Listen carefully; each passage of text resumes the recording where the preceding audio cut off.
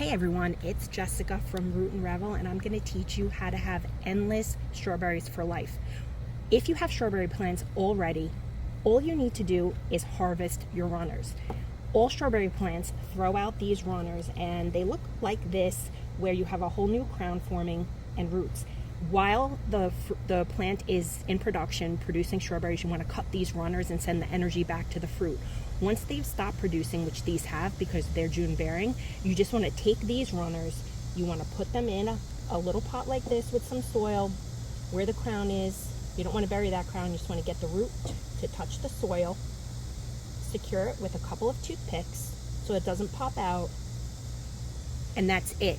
And once they've rooted, which is about a week, you want to clip them from the main stem, let them continue to get strong roots, and then you will repot them in their final location. Thanks for watching. If you like this video, please like, share, and subscribe.